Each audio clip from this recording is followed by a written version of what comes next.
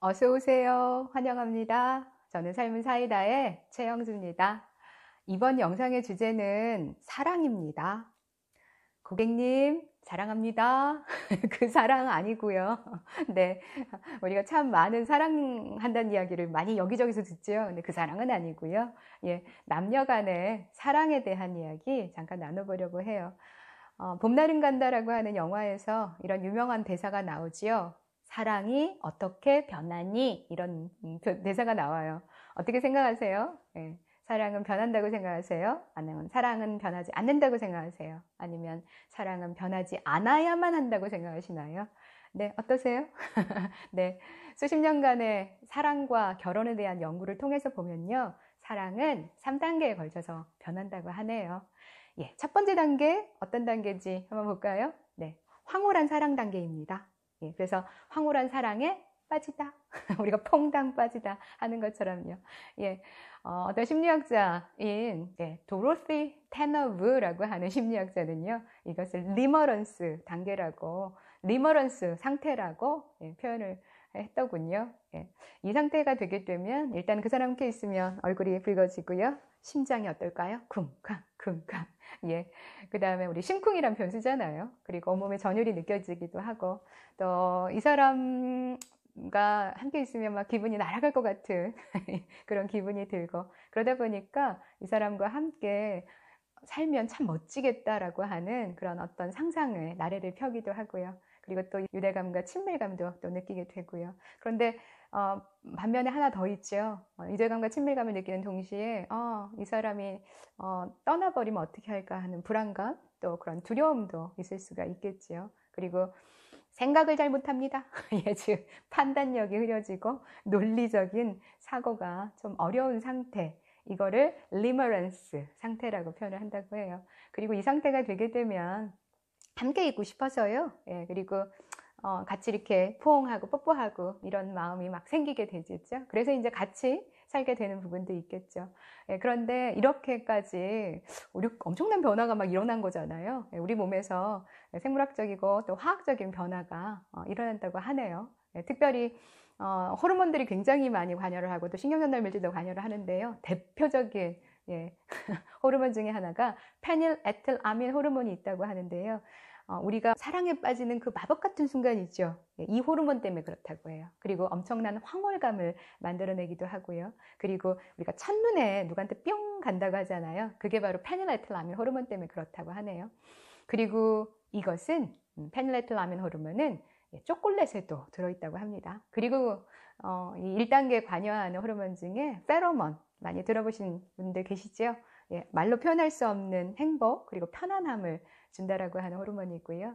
그리고 옥시토신, 우리가 커들 호르몬이라고 해서 포옹 호르몬이라고 표현하기도 하거든요. 예, 유대감, 친밀감을 느끼게 하고, 옥시토신이 1단계에서 분비가 되게 되면 판단력이 흐려지게 되고요. 논리적인 사고를 하지 못하게 된다는 게 바로 이 옥시토신 때문에 그렇다고 하네요.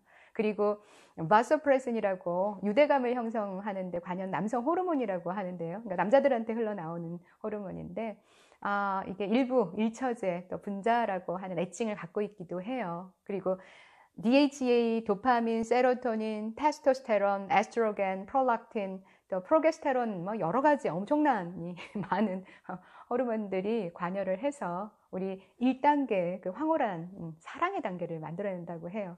근데 그거 아세요? 아무하고나 황홀한 사랑에 빠지지는 않습니다. 네, 냄새나 느낌이나 외모나 취향이 나에게 딱 맞는, 이런 것들 포함해서 이런 것들이 나에게 딱 맞는 사람하고 1단계 사랑에, 황홀한 사랑에 빠지게 되고요. 그리고 떨어져 있고 싶지 않아서 결혼을 하거나 함께 살게 되죠.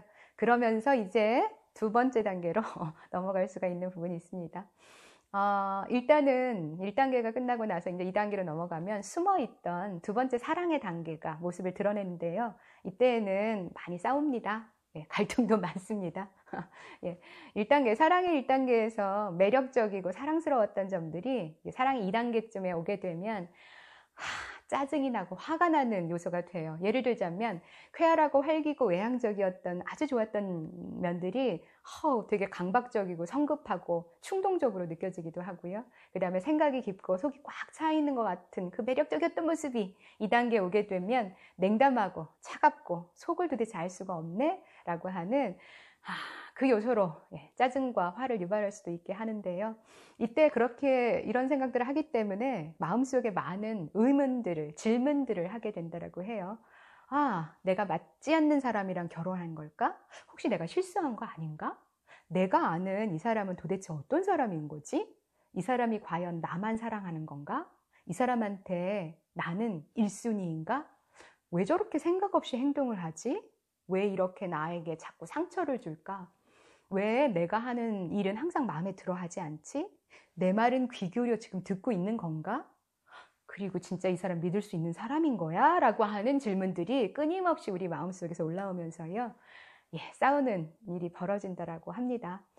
그래서 싸우다가 어떡하겠어요? 싸우다가 말하다가 휙 그냥 나가버리기도 하고 억울한 마음이 들고 또 인정받지 못하는 기분이 드는 단계가 바로 이 단계에서 이제 벌어질 수 있는데요. 그래서 이 단계가 참 되게 쉽지 않을 수 있는데요. 중요한 건 이런 갈등과 싸움을 통해서 두 사람 사이에 신뢰, trust라고 그러죠. 신뢰를 쌓아가는 단계일 수도 있다라는 거예요.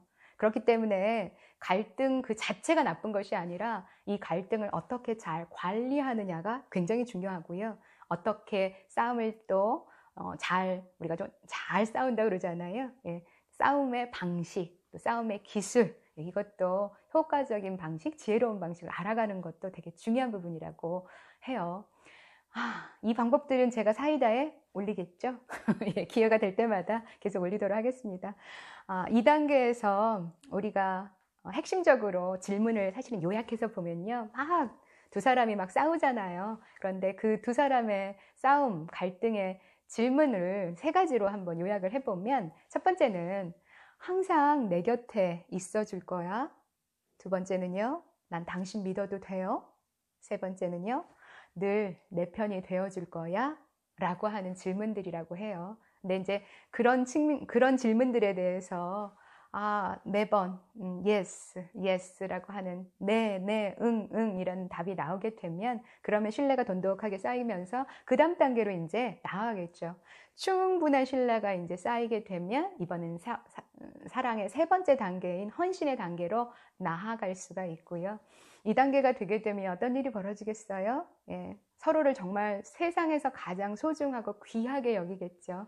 그리고 두 사람이 함께 만들어 놓은 모든 것에 대해서 아주 작은 것일지라도 감사하게 여기고 그 마음들을 점점 더 키워나가면서 이 사람한테 헌신하겠다 라는 그런 결정을 하게 된다는 거죠. 헌신은 영어로는 commitment라고 표현을 하거든요. commitment. 좀 어려운 단어이긴 하지만 이렇게 쉽게 이해할 수 있는 우리 일상어로는요. 우리 검은 머리가 결혼할 때 검은 머리가 팥뿌리 흰머리가 될 때까지 당신과 함께 하겠소 라고 하는 그걸 약속하는 것처럼 마지막 단계가 바로 이 헌신의 단계입니다. 그런데 만약 그렇지 못하게 되면 어떤 일이 벌어질까요? 아까 신뢰를 충분히 쌓지 못하는 단계에서 계속 지속이 되는 부분이 있을 수 있겠죠. 지금 현재 이 관계에서 갖지 못한 것에 대해서 굉장히 억울해하는 마음이 들고요. 그리고 지금 배우자에게 없는 거, 부족한 거, 헌신의 단계로 나아가지 못하게 되면 배우자가 갖고 있지 않은 부분에 대해서가 너무 힘들어지는 거예요. 그래서 이제 다른 사람, 좋은 거를 갖고 있는 다른 사람과 비교하면서 부정적인 비교를 하면서 이 관계 말고 다른 관계에선 더 행복한 관계가 있지 않을까라는 생각을 하게 되고요. 그러니까 이 배우자한테는 뭔가 내가 원하는 바를 표현하지도 않는 단계가 되고 그리고 부정적인 감정이 점점 더 쌓여가겠죠. 그러면서 겉으로 보기에는 되게 평화로운 관계를 유지하기 위해서 속내를 털어놓지 않으면서 또 갈등을 회피하는 그런 단계. 그러다 보니까 이제는 더 이상 이 관계에 나는 더 이상 나의 에너지와 열정을 쏟지 않겠다라고 하는 단계까지. 그래서 덜 투자하고요. 덜 헌신하게 되는 그런 단계로 갈 수도 있다라고 하는 측면이 있습니다. 그래서 사랑에는 3가지의 모습이 있다는 거, 3단계의 모습이 있다라고 하는 거를 과학적인 연구가 밝히고 있거든요. 어떠세요? 어느 정도 좀 수긍이 되세요? 우리가 사랑하게 되면 남녀 간의 사랑을 이야기할 때 또 많은 드라마나 영화나 이런 데서 보여주는 거가 우리가 황홀한 사랑에 빠지다라는 그 단계에 너무 많은 비중이 있는 것 같아요. 예, 그런데 황홀한 사랑의 단계인 리머런스 단계도 있지만, 네, 신뢰의 단계, 두 번째 단계요, 트러스트, 그리고 세 번째 단계인 헌신의 단계도 있다라고 하는 그걸 우리가 좀 기억하면 좋겠다라는 생각이 개인적으로 좀 들었습니다. 그리고 두 번째 제가 조금 이 영상에서 전달드리고 싶은 메시지는요, 우리가 아무하고나 리버런스, 황홀한 사랑에 빠진다고 안 했잖아요. 특별한 사람과 사랑에 빠지고 그 사람을 신뢰의 단계의 사랑, 그리고 헌신의 단계의 사랑까지 성장시켜 나가기 위해서는 그게 아무런 노력 없이 자동으로 그냥 되는 것이 아니라 두 사람이 그 관계에 대해서 관심을 갖고, 그리고 서로에 대한 이해를 통해서, 그리고 서로가 또 다르다라고 하는 것을 또 인정해 가면서 그 사랑을 키워가야 한다라는 게 매우 중요하다라는 생각이 저는 개인적으로 들었어요.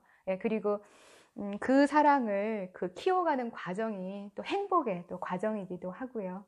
지금 현재 관계를 맺고 계시는 분, 아니면 앞으로 미래에 관계를 맺고 계실 분, 모든 분들이 이렇게 사랑을 잘 키워나가서요, 관계 속에서 더 많이 행복하시면 참 좋겠다라고 하는 소망을 저는 가져봅니다.